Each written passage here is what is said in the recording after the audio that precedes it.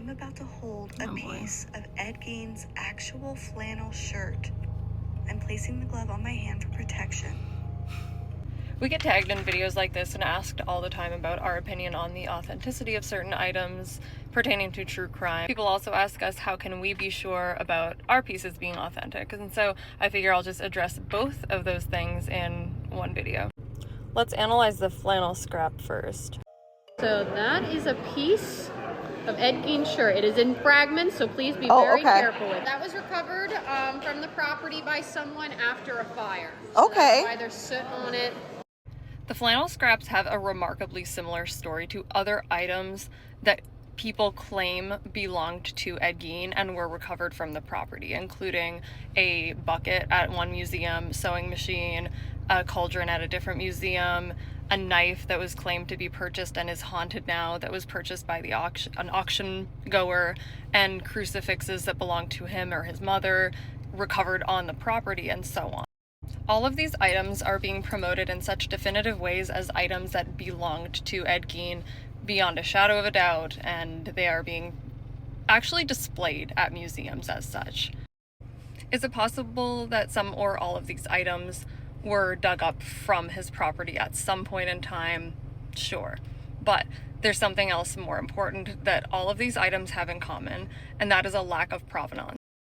Provenance is the objective and documented chain of ownership or title with a piece. It documents major events from ownership, transfers, its origin, and documents it up until where it is today.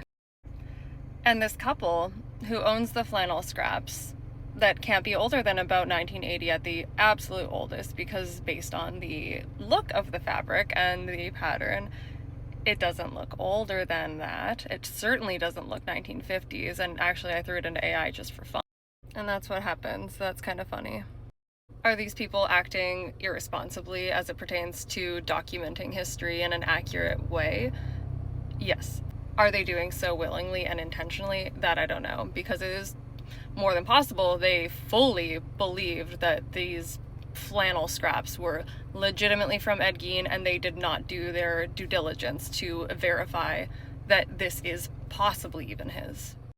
And what happens too when people who don't know what they're talking about start proclaiming that they're a museum and that they have the authority to talk about these cases with any credibility, it does damage to people that are actually doing the work that we are to preserve history accurately and actually erase and try to correct misinformation that has spun up because of people like this.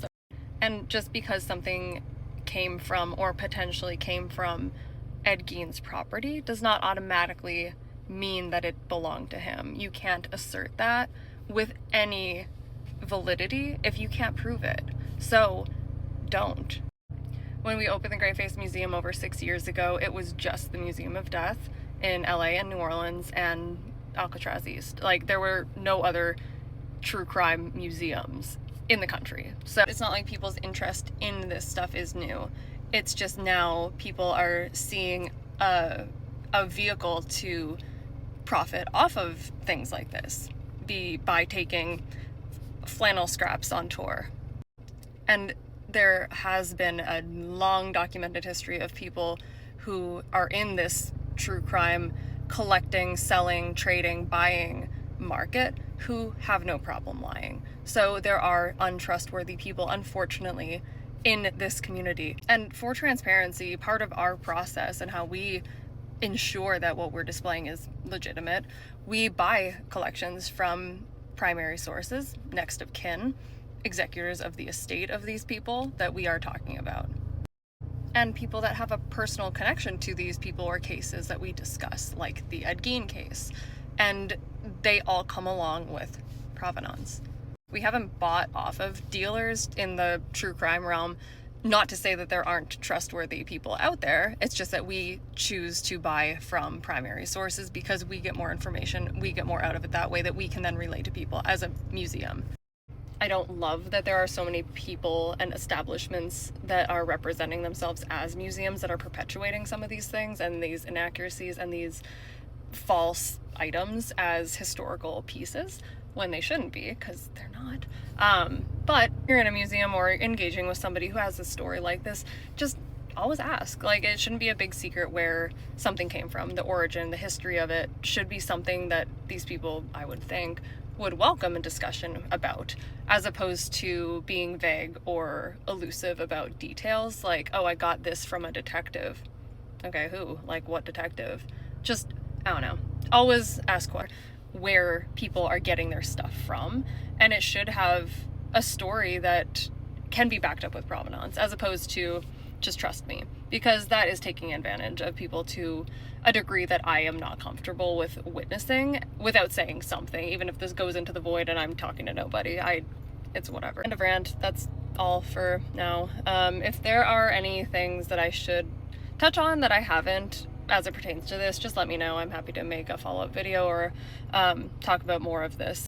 And if this is a case that is interesting to you, I do encourage you to do your own research, but just be wary, because this case itself is very fraught with misinformation from the beginning, so just be cautious. But I will also say we have the only public display of artifacts from the Ed Gein case on display at the Great Face Museum location in Savannah.